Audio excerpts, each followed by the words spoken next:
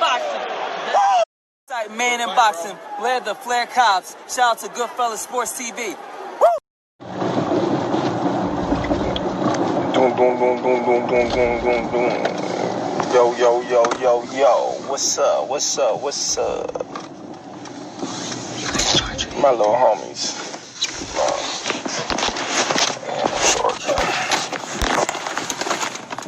I ain't got no charger.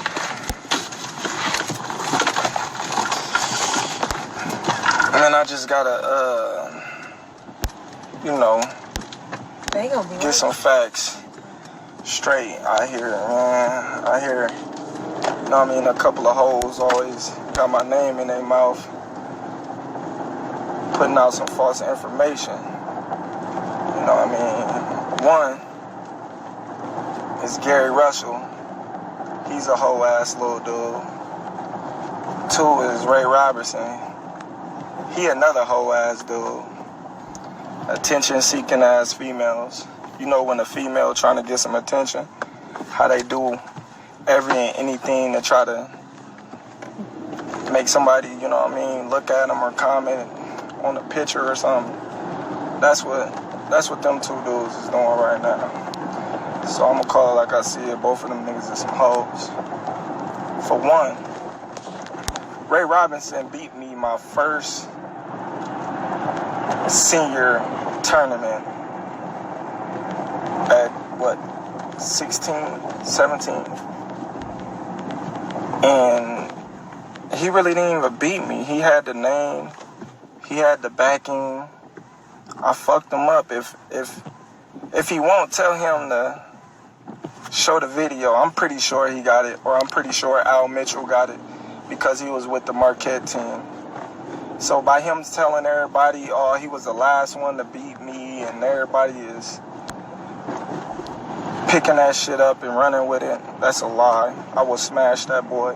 But it would be no point, If I smash Ray Robinson, what is you fans is gonna say? Oh, you beat a bum. you beat a nobody. So why would I even waste my time on Ray Robinson? I should say. Ray Robinson. Come on, man. How many losses you got, buddy? Huh? Alright.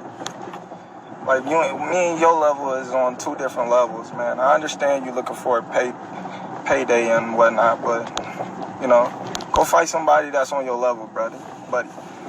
Now, let's get to this Gary Russell situation. You know what I mean? Because I see dude is, on his high horse about socking me. I'm going to tell you the whole story, the truth and nothing but the truth. And if I'm lying, you can go to Carl Dargan, you can go to Demetrius Andre, you can go to Rasheed Warren, you can go to Yo Thomas Riley, you can go to Christopher Downs, you can go to the whole ass coach, Dan, you can do all that. When I was 18, me and Gary Russell had got into a little confrontation, and I asked the coach, put him in the ring with me. At the time, I was fighting at 132. Gary Russell was fighting at 119. Coach didn't want no parts of putting me in the ring with Gary Russell because he already knew what the fuck was going to happen. I was going to punish his little ass. So that shit got X'd out real quick because Gary Russell was the prima donna of the USA team, as we all know. If you was coming up in the amateurs, you already know. Me and Gary Russell had words prior to me and Carl Dargan sparring. Me and Carl Dargan sparred, Me and Carl Dargan had words, competitive sparring matching. So we had to stop sparring because we got too heated in the sparring match. So Dan pulled us out. Yeah, he got the better of me. He outboxed me. He got the better of me. He did his thing that day. But not to mention, Mark Davis beat the fuck out of Gary Russell that day. That's why he really got mad. He after the sparring match, he tried to say, yeah, he was getting you, Terence. And I replied, well, let's not talk because Mark Davis just beat your ass. So what you mean? You know what I mean? Then he gets up. He talking rah, rah, rah. I told him to his face, I would smash you, little guy. You know what I mean? I'm talking to Coach Dan. Coach Dan, you know what I mean? Like, put us in the ring. Boom. Next thing I know, he socked me. Cool. I ate it.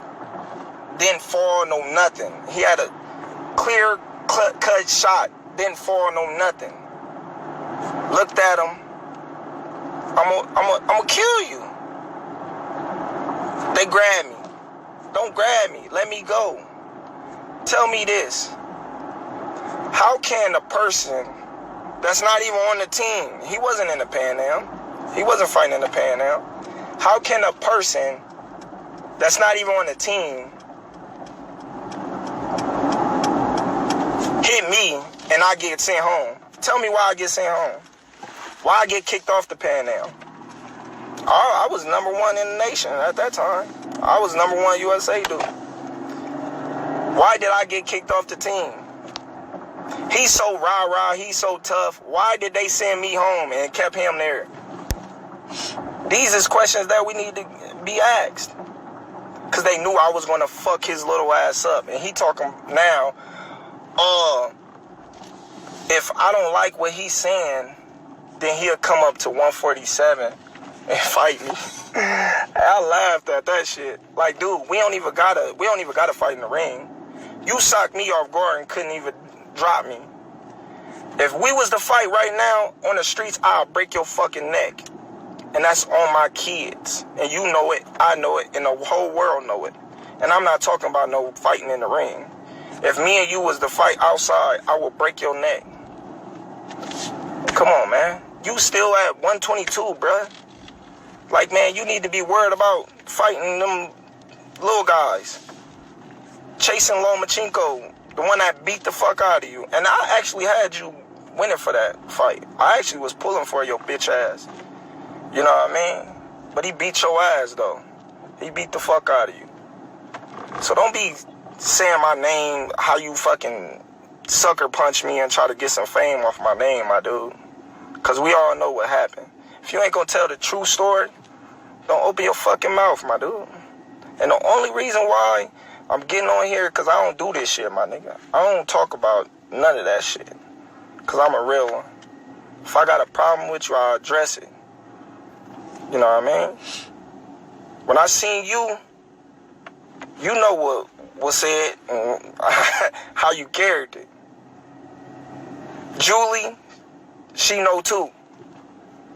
But I don't got to talk about all that stuff. I'm going to just address, you know what I mean, what was happening at the little thing. Because you got a lot of people, you know, you got a little following and everybody want to feel like, oh, everybody ducking Gary Russell. You do got a lot of people ducking you. I get it. You know what I mean? You're a great talent. I ain't going to take nothing away from your talent. You know what I mean? You're a great talent. You're a tremendous champion. But at the same time, when you stepping up to something that I don't feel you can compete with, you out of your league, little man. So just keep my name out your mouth. Keep doing what you're doing. I wish you nothing but the best. But listen, if you gotta go there, then it's up there. I don't care how you want to take it. Never did, never will. And you know that from this age to this age. But I wish you the best, buddy.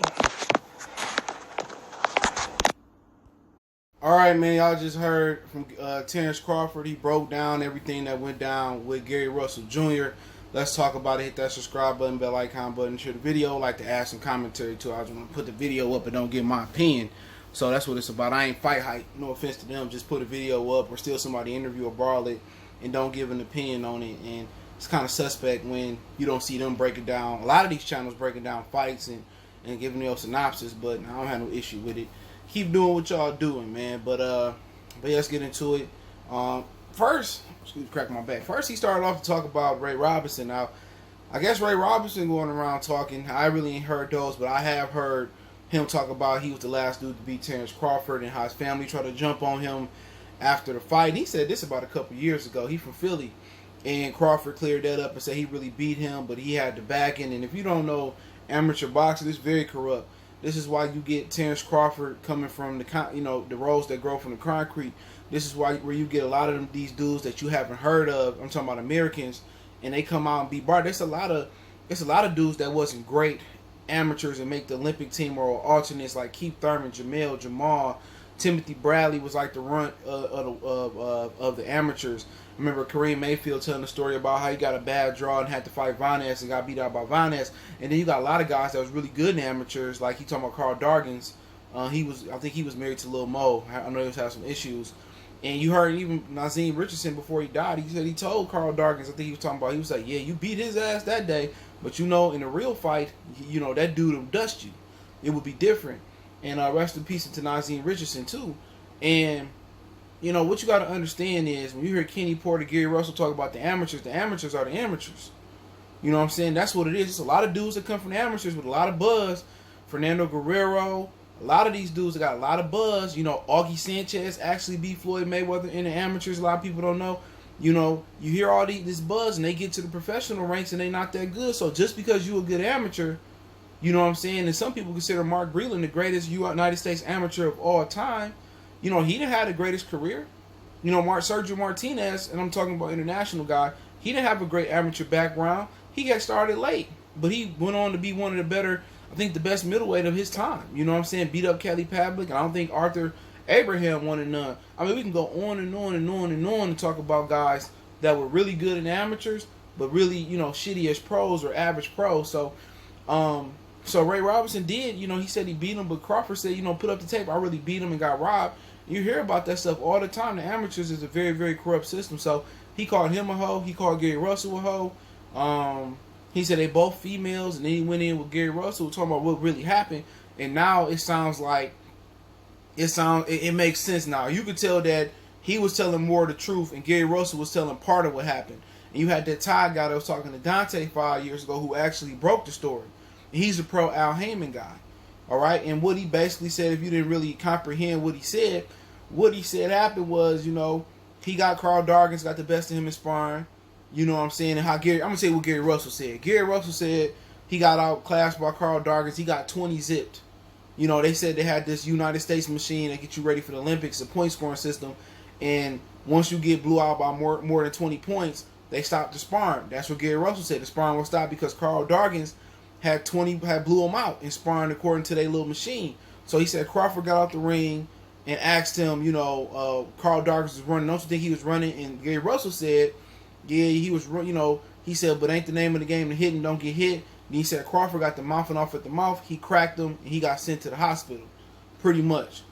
Crawford said what happened was he had got the best. Dargins did get the best of him, but they stopped the sparring because it was too heated. He said he could ask Demetrius Andrade, Carl Dargins, a lot of other dudes there. But he said that same day, Mark Davis got down and beat the shit out of Gary Russell.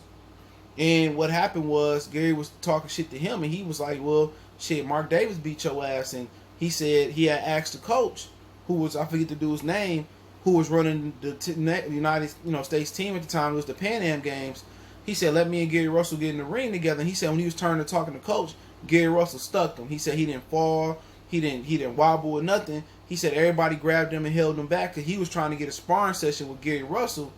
And basically, they said he sent him home. Now, what I also heard that he didn't reveal, that he was waiting in the bushes for Gary Russell all night, ready to beat Gary Russell's ass. You know what I'm saying? So they sent him home because they knew what type of dude he was, and he wanted to get his get back from Gary Russell. So they sent him home. He said he was the number one amateur, that in the team. But Gary Russell wasn't part of the team. They sent him home. They said Gary Russell was the prima donna. He was a superstar in amateurs. Gary Russell was supposed to be the next big thing. And long story short, he basically said that he'll punish him. He said we ain't got to take it to the ring. He did a Charlo. What Charlo Jamel tell Demetrius Andrade? He said, I don't want to fight that fool in the ring. I'll fight you on the street, fool. And Crawford said the same thing. I said, I'll fight you on the street. He said he promised I'll break Gary Russell's neck. He said, I ain't even talking about a ring fight. I said in the street, I'll break your neck. And apparently he ran into him at some point. From that point, they fought. They had the situation in the amateurs till they seen each other on the street. And he basically said he punked him and Gary Russell didn't want none. So at the end of the day, he went on to say he got his ass beat by Lomachenko. He was pulling for him in that fight, but Lomachenko whooped his ass. And basically, he said if you want to see him on the street, he'll break his neck. And he had to address it. And then when some people drag your name and speaking bad on you, a lot of times you don't even see a lot of dudes that do social media, do internet, but he had to address it. And, you got to protect your name. But at the same time, he want to welcome an ass whooping, dude. Like, they can square up. They can do what they want to do. You know what I'm saying? I like Gary Russell, met him. Like Terence Crawford, what he stand for, as one to fight the best. But to be honest, only way they gonna get this shit, off their chest is like Blueface said, let's go to the backyard. And if it come to that, we know what's gonna happen. You put him in the ring, and it's no offense to Gary Russell and his family, but you put him in the ring, you know what it's gonna be. You know what I'm saying? It's just two different sides of dudes. He said at the time he was at 132 and Gary Russell was at 119. So, he had to put the pieces to the puzzle, but it's truly funny to see that this beef is like real beef, and it's two of the solidest dudes in boxing.